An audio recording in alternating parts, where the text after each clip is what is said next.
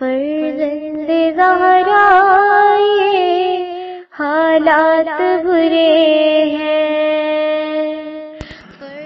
کاشانۂ بصیرت ایک ایسا مکمل یوٹیوب چینل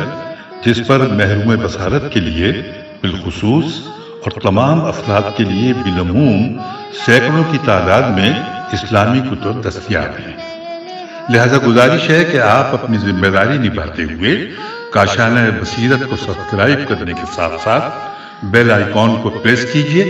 تاکہ آپ علم کے حصول کے ساتھ ساتھ مذہب اہل بیت کی اشاعت میں بھی اہم کردار ادا کرتے رہیں۔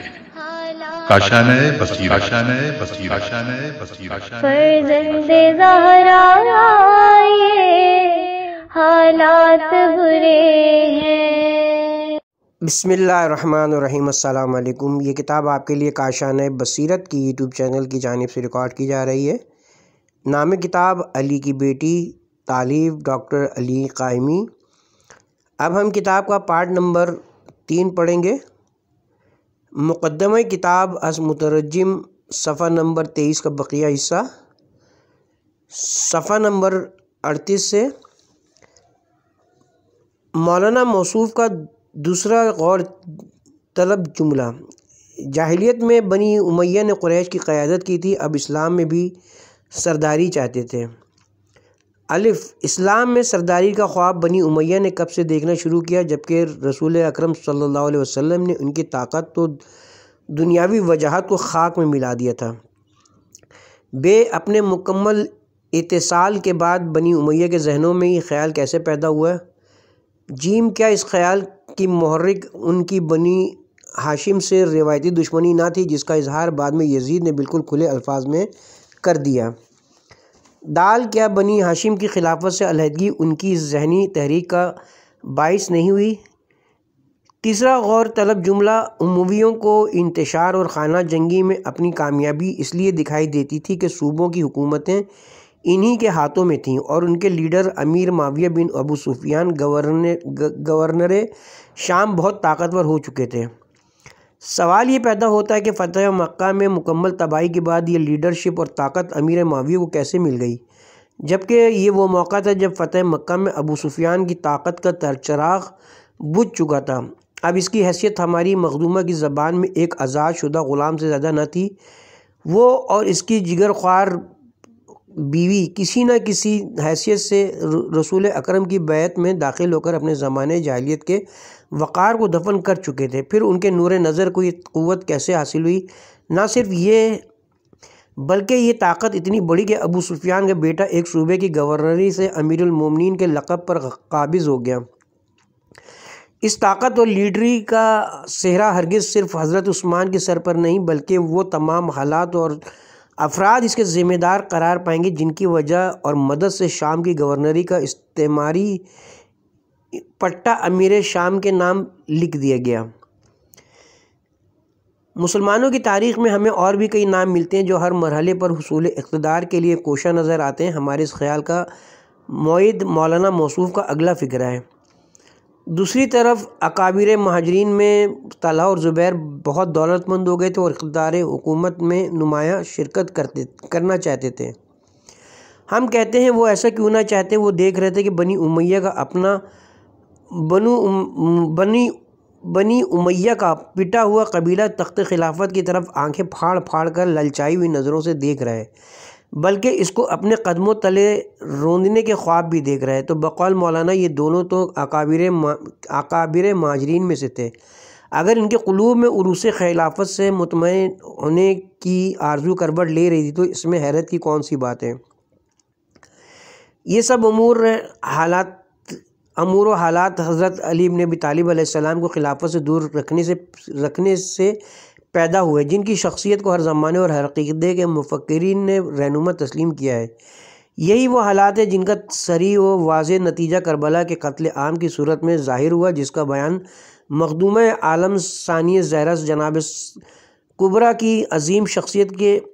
شمول کے بغیر پائے تکمیل تک ہرگز نہ پہنچتا ہے۔ اپنے دعوے کی تصدیق کے لیے ہم تھامس کارلائل کا صرف ایک مقولہ پیش کر کے اپنے بیان کو آگے بڑھائیں گے۔ مفکر اپنی مشہور زمانہ کتاب آن ہیروز اینڈ آنرشپ میں اپنے مقالہ ہیرو از اے پروفٹ میں لکھتا ہے، جہاں تک علی کا تعلق ہے کوئی شخص اس کو پسند کیے بغیر نہیں رہ سکتا۔ وہ اپنے آپ کو دنیا کے سامنے ایک نہایت شریف النفس ہستی کے طور پر پیش کرتا ہے، جو ہمیشہ ہر میدان میں بے انتہا دلیر و شجاع، اپنے کردار میں اولو العزم، جری و با اخلاق فرد، شیر ببر کی طرح بہادر لیکن بڑے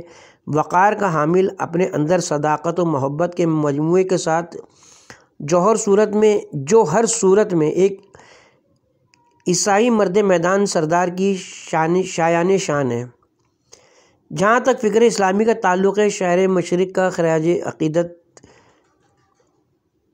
ملاحظہ فرمائیں، وہ مثنوی اسرار خودی میں کہتے ہیں، ملاحظہ فرمائیں کہ ان صفات کے مالک علی ابن ابی طالب کو اگر اس بہانے سے کہ قریش کو اندیشہ تھا کہ ایک دفعہ خلافت خاندان رسالت میں چلی گئی تو پھر کبھی نہ نکلے گی، خلافت سے دور نہ رکھا جاتا، تو کیا اوراق تاریخ کربلا کے خونین واقعے سے رنگین ہو سکتے تھے؟ کیا اوراق تاریخ کربلا کے خونین واقعے سے رنگین ہو سکتے تھے، جس کو تا قیامت زندہ رکھنے میں ہماری مخدومہ سید الشہداء علیہ السلام کے ساتھ برابر کی شریک ہیں؟ حادثہ کربلا میں ہماری مخدومہ کے عظیم کردار نے ثابت کر دیا کہ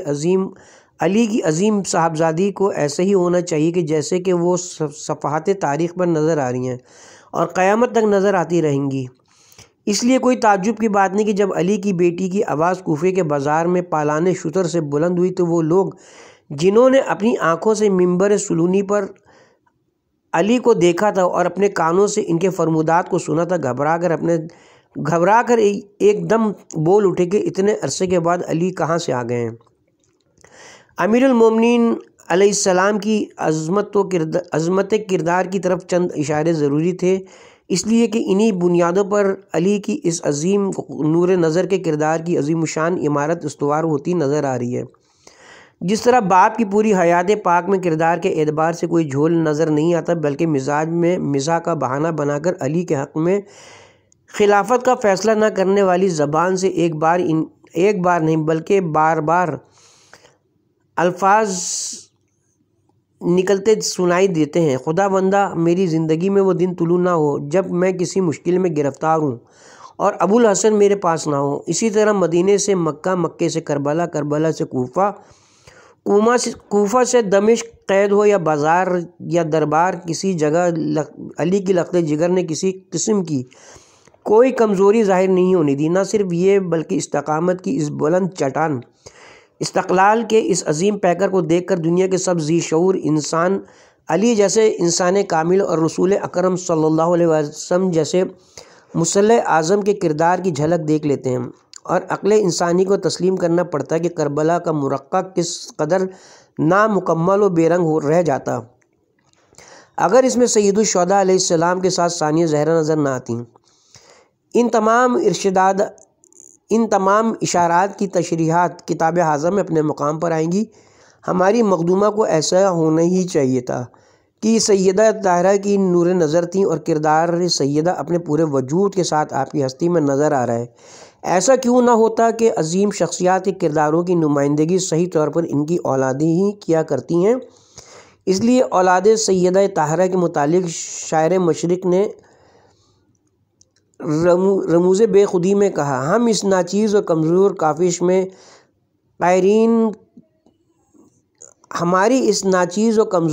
میں قائرین دیکھ لیں گے کہ عالم انسانیت کو جس قدر حسین کی ضرورت ہے، زینب کی ضرورت کسی طرح اس سے کم نہیں۔ تاریخ کی ستم ظریفی ہے کہ اتنی عظیم ہستیوں پر بھی ناواقفیت کے دبیز پردے پڑے ہوئے ہیں۔ مسلمانوں کی تاریخ نے جہاں ان عظیم کرداروں کو پوشیدہ رکھنے کی کوشش کی ہے، وہاں ایسے حالات و واقعات کو بھی جنم دیا ہے جن سے ان کے کردار کے خد و خال صحیح مسلسل کے بغیر نظر نہ آ سکیں۔ تاریخ کا کتنا بڑا المیہ ہے جو ہجرت کفار مکہ کے مظالم سے تنگ آ کر رسول اکرم کو اختیار کرنا پڑی، ان کی اولاد کو اسی طرح ہجرت سے متعدد مقامات پر دوچار ہونا پڑا، جس کی انتہا یہ ہے کہ اولاد رسول کی قبور حجاز و ایران و عراق و شام و ہندوستان و مصر جیسے دور دراز ملکوں میں بکھر کر رہ گئی۔ یہاں تک کہ کئی مواقع میں ان بزرگوں کے مدفن تک کا صحیح تعین کرنا ناممکن ہو گیا ہے۔ انتہا یہ کہ خود امیر المومنین علیہ السلام جیسی شخصیت کے مزار کا تعین کرنا بھی مشکل ہو گیا ہے، کیونکہ حضرت سے منسوب ایک عظیم الشان مزار افغانستان کے شہر مزار شریف میں خلائق عالم کی نگاہوں کا مرکز بنا ہوا ہے۔ علی الحاضر قیاس تاریخ کا کتنا بڑا المیہ ہے کہ ثانیہ زہرا کے مزار مبارک کے بارے میں بھی اسی قسم کی مشکلات درپیش ہیں۔ آپ کا مزار شام میں دمشق کے قریب بتایا جاتا ہے، اسی طرح قاہرہ کے قریب بھی حضرت کا ایک مزار بنا ہوا ہے، نیز مدینہ منورہ میں بھی آپ کا مدفن بتایا جاتا ہے۔ اسی طرح کربلا کے المیہ کے بارے میں بھی، جو اپنے مقام پر احیاء دین کا ذمہ دار ترین واقعہ ہے، بہت زیادہ اختلافی واقعات موجود ہیں جن میں صحیح و غلط معلوم کرنے کے لیے قاری کو صرف اپنی درایت کا سہارا لینا پڑتا ہے۔ مزید یہ کہ مورخین اپنی تمام کاوش کے باوجود کسی ایک قاتل امام حسین علیہ السلام کا تعین نہیں کر سکتے۔ کئی ملائین کے نام لیے جاتے ہیں جو یزید کی فوج میں سرداروں کے عہدے پر تھے۔ پھر اہل بیت کا لوٹا ہوا قافلہ کب کربلا سے روانہ ہو کر کوفہ پہنچا، کوفہ میں کب تک ان کا قیام رہا، کب اسیران اولاد رسول کو دمشق بھیجا گیا، دمشق میں کب تک قیام رہا، کتنے دن بعد انہیں رہائی نصیب ہوئی، کس راستے سے اور کتنے عرصے بعد یہ قافلہ مدینے واپس پہنچا وغیرہ کا تعین کسی طرح ممکن نہیں۔ غرض یہ کہ دشمنان خاندان رسول کے برسر اقتدار آن رہنے کی وجہ سے اس عظیم خانوادے کے تمام حالات زمانے کی گرد کے نیچے دب کر رہ گئے ہیں۔ ہم نے جس معظمہ کی حیات پاک کے بیان کرنے کی یہ حقیر سی کوشش کی ہے، وہ تاریخ انسانیت کی کوئی کمزور یا انجانی شخصیت نہیں ہے۔ ان کے شوہر جیسا کہ اس سوانح عمری میں اپنے مقام پر آئے گا کسی معمولی شخصیت کے مالک نہ تھے۔ ابھی حجاز اور دوسری عرب دنیا میں وہ اشخاص زندہ موجود تھے جنہوں نے دوران حیات رسول پاک ان ہستیوں کے ساتھ اللہ کے حبیب کا برتاؤ اپنی آنکھوں سے دیکھا تھا۔ ان کی عظمت کے سلسلے میں خود ابن زیاد ملعون کے لشکر میں کچھ لوگ متذبذب تھے۔ ان کے ذہن یہ قبول کرنے پر آمادہ نہ تھے کہ کوئی حکومت فرزند رسول کے قتل اور دختران رسول کو اسیر و دربدر کرنے کی جسارت بھی کر لے گی۔ ایسے لوگوں کی زندگی میں جب یہ تباہ حال قافلہ ثانیہ زہرا کی سربراہی میں مدینہ پہنچے تو مدینہ کے لوگوں کا کیا رد عمل ہوا ہوگا۔ واقع کربلا کے بعد مدینہ کا لٹنا، خانہ کعبہ میں آتش بازی، مسلم بن عقبہ جیسے سفاک شخص کے مدینہ میں مظالم اسی رد عمل کی نشاندہی کرتے ہیں۔ ایسے حالات میں شریعت الحسین اور ان کے افراد خاندان کی مدینہ میں صرف موجودگی ہی حکومت وقت کو بہت کچھ سوچنے پر مجبور کر رہی ہوگی، اور واقع کربلا کے صرف ایک برس بعد تک ہماری مخدومہ کی زندگی اور مدینہ میں قیام سے حکمران جماعت کس قدر خوفزدہ ہوگی۔ سوچنا پڑے گا کہ ارباب اختیار کا یہ خوف کیا رنگ لائے گا اور کیسے حالات پیدا ہوئے ہوں گے جن کی وجہ سے حضرت عبداللہ ابن جعفر کو مدینہ چھوڑنا پڑا ہوگا۔ اس سوانح میں مختصراً ان حالات کا جائزہ لینے کی کمزور و حقیر سی کوشش کی گئی ہے جو اس کیفیت کا باعث بنے جو مقابر اہل بیت علیہم السلام کے مقامات متعین کرنے میں دشواری کا باعث بنے ہوئے ہیں۔ مقدمہ کتاب کو ختم کرنے سے پہلے ہم اپنے مسلک و ہم خیال حضرات کی خدمت میں چند گزارشات پیش کرنا ضروری سمجھتے ہیں۔ ہمیں افسوس ہے کہ ثانیہ زہرا کی ہستی کو بہت بڑی اکثریت نے ضرورت گریہ سے بڑھ کر نہیں سمجھا۔ آج ایسی عظیم المرتبہ ہستی کو، جس کی خاموشی اور پھر گفتگو نے کاخ حکومت کی بنیادوں کو متزلزل کر کے رکھ دیا تھا، جس نے کوفہ و شام کے بازاروں اور درباروں میں حق و صداقت کے پرچم کو دائمی طور پر ایسا بلند کیا کہ بدترین دشمن بھی متاثر ہوئے بغیر نہ رہ سکے، جس نے ان تمام ذمہ داریوں کو جو امام وقت سے متعلق تھی زمانے کے امام و اولی الامر کی علالت کے باعث پورا کر کے شریعت الحسین کا لقب حاصل کیا، نہایت بے بس و مجبور شخصیت ثابت کرنے کی کوشش کی ہے۔ یہ وہی شخصیت ہے جس کی گفتگو نے مقابلے میں اس وقت جابر ترین حکمران کو پچھتاوے اور ندامت کے الفاظ کہنے پر مجبور کر دیا، حالانکہ وہ اس وقت بھی جھوٹ بول رہا تھا۔ یہ تمام واقعات کتاب حاضہ میں اپنی مناسب جگہ پر ہدیہ قائرین کیے جائیں گے۔ ہمیں یہاں صرف یہ عرض کرنا ہے کہ کوفہ و شام کے درباروں اور بازاروں میں بہیمیت و بربریت کے مقابلے میں حق و صداقت کے علم کو بلند رکھنے والی شخصیات سے ہرگز بے بس و مجبور قرار نہیں دیا جا سکتی۔ اس کو دوبارہ پڑھتے ہیں۔ ہمیں یہاں صرف یہ عرض کرنا ہے کہ کوفہ و شام کے درباروں اور بازاروں میں بہیمیت و بربریت کے مقابلے میں حق و صداقت کے علم کو بلند رکھنے والی شخصیات ہرگز بے بس و مجبور قرار نہیں دی جا سکتی، بلکہ ان کا ہر فرد زندگی کے ہر لمحے اور ہر قدم پر شجاعت و استقامت کی مستقل چٹان نظر آتا ہے۔ جو مخدومہ اس قدر ہمت و استقلال و شجاعت و صبر کی مالکہ ہو کہ کربلا کی خونین جنگ کے بعد جلتے ہوئے اور لوٹے ہوئے خیام میں سے اسلام کی قیمتی ترین متاع خاندان رسول کی آخری یادگار اپنے مریض بھتیجے کو اپنی ضعیف کمر پر اٹھا کر بچا لائی، اور اس کے خون میں بے بسی اور اس کے بارے میں بے بسی و مجبوری، بے صبری اور بے چارگی کے الفاظ بیان کرنا سوء ادبی اور غلط بیانی کی بدترین مثال ہے یا نہیں؟ ہم کوشش کریں گے کہ ضروری مقامات پر مستند روایات کو پیش کریں جن سے قائلین کرام کو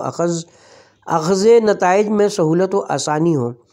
ہم ایسے حالات و واقعات مناسب مواقع پر بطور حاشیہ لکھیں گے اور حوالہ ہے کہ کتب بھی پیش کریں گے، تاہم یہ نہایتی نحیف اور کمزور کوشش سے زیادہ نہیں، اس لیے کہ یہ وہ ہستیاں ہیں جن کی حقیقت یا تو خود انہی کو معلوم ہے یا پھر ان کے خالق کو اس کا علم ہو سکتا ہے۔ ہم تو اس بیان میں خریداران یوسف میں شامل اس ضعیفہ سے بھی کمزور تر ہیں، جو جانتی تھی کہ اپنے ہاتھ سے کاتے ہوئے سود کے عوض وہ یوسف کو خرید تو نہیں سکتے، تاہم اسے یہ افتخار ضرور حاصل ہو جائے گا کہ جب تک تاریخ کے صفحات پر یوسف اور خریداران یوسف کا ذکر باقی ہے، اس ضعیفہ کا نام بھی خریداران یوسف کی صف میں سے نہیں نکالا جا سکتا۔ لہٰذا یہ حقیر سی کوشش سے زیادہ نہیں رکھتی کہ شاید ہمارا کوئی جملہ شہنشاہ ولایت قسیم نار والجنہ کی عظیم نور نظر کو پسند آ جائے اور ہماری نجات کا باعث بن جائے کہ یہ وہ ہستیاں جن کے دروازے سے کبھی کوئی سائل خالی نہیں گیا۔ صفحہ نمبر 45 پہ پیش لفظ مقدمہ۔ سیدہ زینب سلام اللہ علیہا کے نام نامی سے نہ صرف مکتب تشیع کے افراد آشنا ہیں، بلکہ یہ وہ ہستی ہیں جن کی ذات گرامی سے تاریخ دان طبقہ مکمل طور پر واقف ہے۔ یہ وہ عظیم خاتون ہے جو عالم بشریت کی طویل تاریخ میں بنیادی نقوش کی حامل ہیں۔ آپ کا اسم گرامی دنیا اسلام کی تاریخ میں ایسی بنیادی حیثیت رکھتا ہے جس کو موجود اقدار تاریخ گردانتے ہوئے عنوان ہائے درخشاں کا مالک قرار دیا جاتا ہے۔ تاریخ بشریت میں آپ نے اہم ترین کردار کی بنیاد رکھی جس سے دامن تاریخ اسلام روشن و مزین ہے۔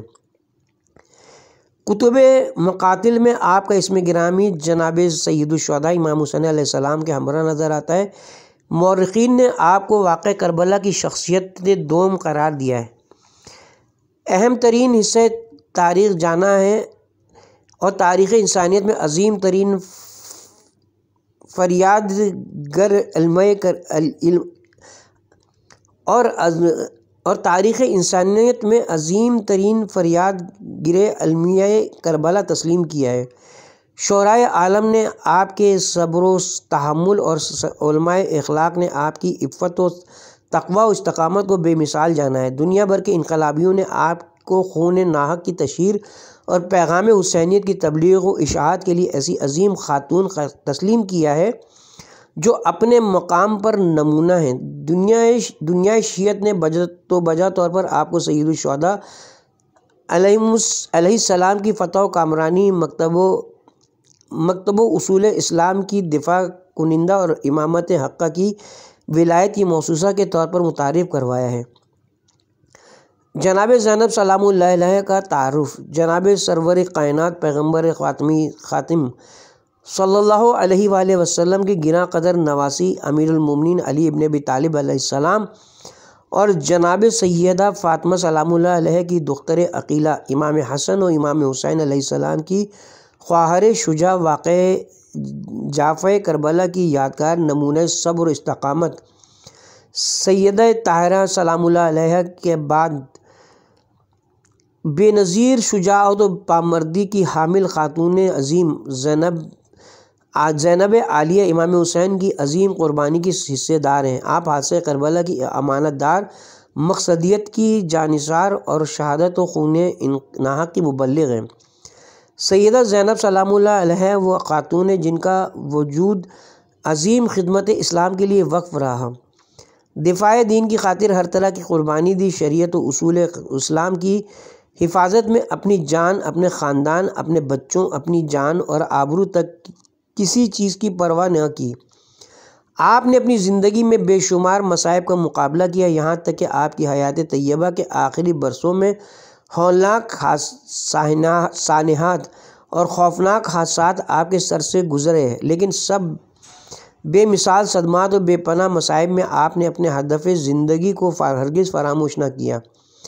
آپ نے اپنے آپ کو اسلام کے لیے ہر فداکاری کا ذمہ دار جانا اور امت مسلمہ کے لیے مثالی خاتون کا کردار پیش کیا۔ عظمت سیدہ زینب سلام اللہ علیہ۔ ہم سیدہ زینب سلام اللہ علیہ کی عظمت کے بیان کا یارہ و طاقت نہیں رکھتے۔ علامہ ماسقانی مرحوم کہتے ہیں، میں اپنی زبان سے اس میں زینب ادا کرتا ہوں اور آپ اسے سن لیتے ہیں، لیکن آپ کو کیا معلوم کہ زینب کیا ہے، کون ہے آپ؟ عقیلہ بنی ہاشم میں ایسی صفات حمیدہ کی مالک ہے کہ آپ کی والدہ گرامی کے بعد دنیا کی کوئی خاتون ان صفات کی حامل نہیں ہوئی۔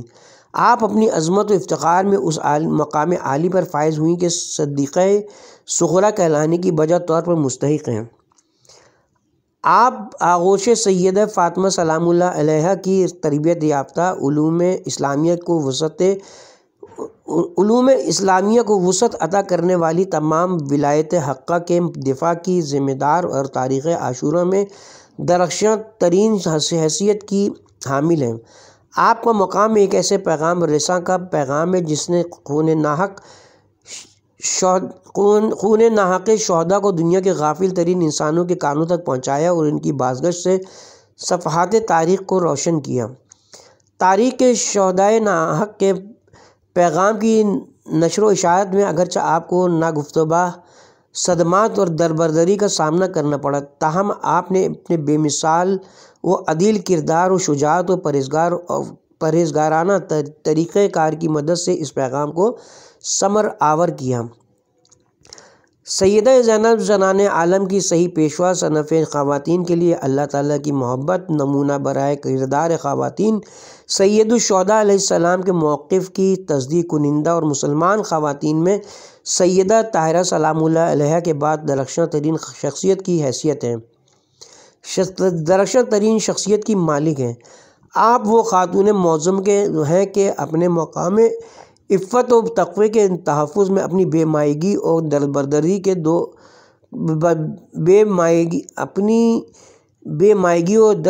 کے دور اغیار کے مجمع میں ہم بحیثیت سیدہ فاطمہ سامنے آئیں اور اپنے اسوہ تبلیغ اسلام کی نوعیت سے بنی امیہ کے قصر حیات میں لرزہ پیدا کر دیا۔ آپ کی داستان حیات۔ ثانیہ زہرا سلام اللہ علیہ کی زندگی احساس ذمہ داری سے روشن، دین اسلام سے متعلق ادراک تحفظ اور اپنے ہدف زندگی کی خاطر ترک لذات دنیا سے معمور تھی۔ آپ نے ایسے گھر میں آنکھ کھولی جو کاشانہ وحی اور قرآن و رسالت کے نور سے روشن تھا، جس کے تمام افراد ابلاغ قرآن کی خاطر شہادت و قربانیوں کے خوگر تھے، جن کی جملہ اقدار حیات حدود امکانی تک اپنے اہداف کی خاطر قربان تھیں۔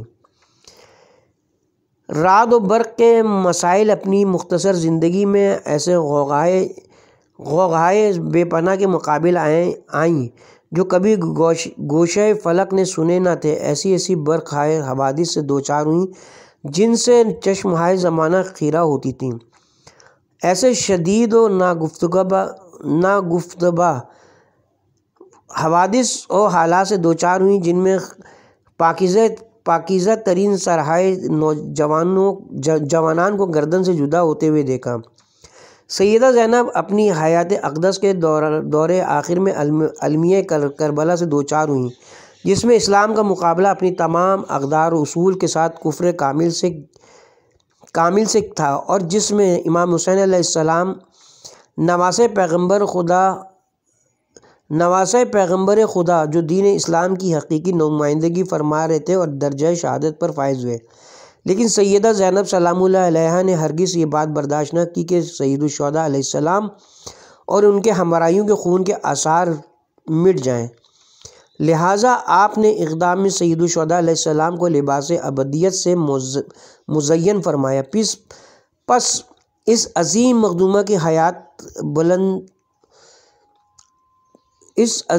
مخدومہ کی داستان ہمت بلند کو مقام تجسیم سے سرفراز کرتی۔ آپ نے اپنی ہمت و استقلال کو فدائے اسلام کیا اور قیام سید الشہداء علیہ السلام کو مقام جاویداں مہیا کیا۔ دراصل جاویدانی واقعہ کربلا زینب عالیہ کی عظیم ہمت و شجاعت کی مرہون منت ہے۔ حقیقت یہ ہے کہ اگر زینب عالیہ کا وجود نہ ہوتا تو نہ قیام حسینی کو اس قدر استقلال حاصل ہوتا اور نہ ہی اس عظیم واقعے سے دنیا اس قدر واقفیت حاصل کرتی۔ اصل حقیقت یہی کہ کربلا میں سید الشہداء علیہ السلام کی عظیم قربانی سیدہ زینب سلام اللہ علیہ کے ماہرانہ لاہ عمل کے بغیر دامن فنا میں روپوش ہو جاتی، کیونکہ ثانیہ زہرا کے بغیر اور کوئی نہ تھا جو پیام شبیری کو اس کے مقصد حقیقی کی منزل تک پہنچاتا ہے۔ واقعہ کربلا میں بہت سی خواتین شامل تھیں جن کے کمال اخلاص کی مثال نہیں ملتی، تاہم کوئی بی جلال زینب عالیہ کی حامل نہ تھی۔ بس یہی وہ عظیم شخصیت تھی جس نے اپنے لباس اسیری سے عمارت شہادت کو سہارا دے کر اقدام و قیام شبیری سے عالم انسانیت کو روشناس کیا۔ حیات زینب کے مطالعے کی اہمیت۔ سوال یہ ہے کہ دور حاضر میں 14 صدیوں کا عرصہ گزرنے کے بعد سیدہ فاطمۃ الزہرا اور زینب سلام اللہ علیہا جیسی عظیم خواتین کو عنوان بنا کر کچھ لکھنے کی کیا ضرورت پیش آتی ہے؟ اس سلسلے میں صرف یہی کہا جا سکتا ہے کہ ان کے کارہائے نمایاں کو زندہ رکھنے کی خاطر ہے۔ تاریخ کے نشیب و فراز میں نسلیں فنا ہو کر ختم ہو جاتی ہیں، تاہم جو کچھ ان سے متعلق باقی رہ جاتا ہے وہ ان سے منسوب لافانی حقائق اور درسہائے مستقل کا سلسلہ ہوتا ہے، جن کا نور مطلقہ مردوں اور خواتین کے چہرہ ہائے مبارکہ سے ساطع ہو کر نسل انسانی کی ہدایت کے لیے نمونہ بنتا رہتا ہے۔ ان کی حیات اقدس کی تاریخ کا مطالعہ درس آموز، ان کی عظمت و جلالت کی بندگی مشعل راہ، ان کے فیوزات معنوی حیات بخش اور ان کے آستانہ ہائے مقدس باعث برکت ہیں۔ لازم ہے کہ ان بزرگوں کی معرفت حاصل کی جائے اور انہیں دیگر افراد تاریخ سے الگ پہچانا جائے تاکہ بنی نوع انسان ان کی پیروی سے کردار نیک کی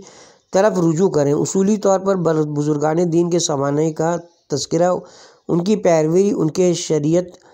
شریعت کے سیکھنے اور زندگی کے مستقل فضائل اختیار کرنے کا باعث ہوتا ہے۔ انسانی معاشرے میں ان بزرگ خواتین کے اسوہ حسنہ و حیات مقدسہ کا مطالعہ اشد ضروری ہے، بالخصوص جبکہ دور حاضر میں نیک و بد کی شناخت کے لیے شدید دشواریاں پیش آتی ہیں اور جبکہ دونوں قسم کے بے شمار نمونے سامنے آتے ہیں۔ دور حاضر میں ہمیں زندگی کی صحیح روش کی تلاش کی خاطر سیدہ طاہرہ و سیدہ زینب سلام اللہ علیہ کی جیسی عظیم ہستیوں کی تاریخ حیات کا مطالعہ پہلے کی نسبت بہت ضروری ہو گیا ہے تاکہ ہم اپنے دور کی ضرورت سے بطرز احسن عہدہ برا ہو سکیں۔ سیدہ زینب سلام اللہ علیہ کی حیات مبارکہ کا مطالعہ ہماری مستورات کی راہ راست کی طرف رہنمائی کرتا ہے، ان کے قلوب کو مستحکم کرتا ہے، انہیں اسلوب زندگی، سلیقہ حیات اور فرائض روزمرہ سکھاتا ہے، انہیں اس طریقہ کار کا درس دیتا ہے جو عورت کو صحیح معنی میں عورت بناتا ہے اور اس کے لیے شرافت و آبرو کا نمونہ پیش کرتا ہے، اسے بتاتا ہے کہ عورت کا امتیاز اس کی عزت نفس، خود آگہی، احساس فرائض اور ان تمام اقدار کے نتائج کے تلاش کرنے میں اس کی کامیابی و کامرانی ہرگز اس کی تحمل پرستی میں نہیں بلکہ روحانیت تو اللہ تعالیٰ کے مقرر کردہ راستے پر چلنے اور زندگی کی گراوٹوں سے آزادی کے حصول کی کوشش میں مضمر ہے، نہ کہ ایسے اعمال پر کاربند رہنے میں۔ اس موضوع پر ایسی تالیفات جو ایسی بزرگ خواتین کا مفصل تعارف پیش کرتی ہوں جن کے کردار و افکار زنانِ عالم کے لیے نمونہ بن سکیں، بالخصوص ایسی کتب جو جوان نسل کے احاطے مطالعے میں آ سکیں، بہت کم ہے۔ بزرگ مصنف و محققین اصولہائے اسلام نے اپنے اپنے مقام پر ان ہستیوں کے اسوہ و احوال کی طرف اشارے کیے ہیں۔ علی لحاظ القیاس کبھی کبھی مقررین بھی ایسی عظیم خواتین کے حالات اور ان کے تعارف کا تذکرہ کرتے رہتے ہیں، جس کے لیے اللہ تعالیٰ انہیں انشاءاللہ اجر جزیل مرحمت فرمائے گا۔ تاہم لازم ہے کہ جس کثرت کے ساتھ ان کے مصائب بیان کیے جاتے ہیں اسی تفصیل کے ساتھ ان کے فضائل کا تذکرہ بھی کیا جائے کہ اصل حالات و واقعات سامنے آ پائیں اور ان کی وضاحت ہو۔ ہم نے اس کاوش میں اسی ہدف و موقف کو سامنے رکھا ہے اور حالات کو تلاش کیا ہے، نیز کوشش کی ہے کہ ان تاریخ ساز و شرافت انسانی کی علمبردار ہستیوں کا عام فہم و پسندیدہ زبان ان میں اسوہ پیش کریں۔ ہماری کوشش ہے کہ جناب زینب سلام اللہ علیہ کے تاریخی واقعات زندگی کو عام فہم و مباحث کی صورت میں پیش کریں کہ آپ کا اسوہ حسنہ خواتین کے اذہان میں جاگزین ہو کر درس عمل کا ذوق پیدا کرے اور وہ اس عظیم مقدرہ کے تصور حیات سے سبق حاصل کر کے اس کو عملی طور پر مشعل راہ بنا سکیں۔ ہم نے اس سلسلے میں صحیح کی ہے کہ اس قدر بعد زمانی کے باوجود سیدہ زینب سلام اللہ علیہ کے نمونۂ کردار کو قائرین کے اذہان میں اجاگر کریں کہ صحیح تربیت اسلامی کے زیر اثر کیسی کیسی پر افتخار مقدرات جامع بشری میں نظر آتی ہیں اور عظمت کردار کی کون سی حدود کی یہ مظہر ہیں۔ ہمارے اس مقصد کے حصول کے لیے جو حقیقت ہمارے سامنے ہے وہ یہ ہے کہ سیدہ زینب صحیح ترین اسوہ اسلامی کی نمائندگی کرتی ہیں۔ ہماری عاجزی و تمنا، ہمارا یہ دعویٰ ہرگز نہیں کہ ہمیں اس کٹھن منزل تک پہنچنے کے لیے توفیق کامل حاصل ہے، اس لیے کہ ہمارا موضوع بحث و گفتگو ایک عظیم گرا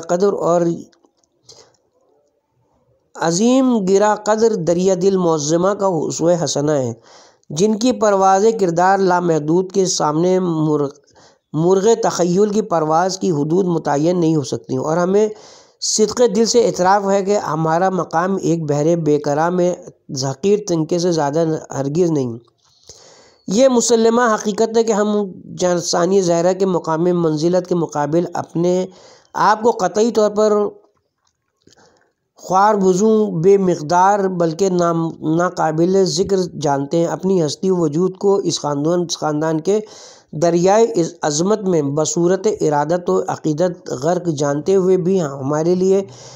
ممکن نہیں کہ اس خاندان کے ذکر معرفت کے کسی چھوٹے سے چھوٹے گوشے کا ادراک بھی صحیح کر سکیں۔ ہم ان کی عظمت کے سامنے سر تسلیم و تعظیم خم کر کے اپنے قلم کو ان کی معرفت کی کوشش اور ان کے مقام عالی کی توصیف میں حرکت دے رہے ہیں۔ تاہم ہمیں اعتراف ہے کہ یہ کیسے ممکن ہے کہ ہم اس باعظمت خاندان کی حضرت زینب عالیہ جیسی فرد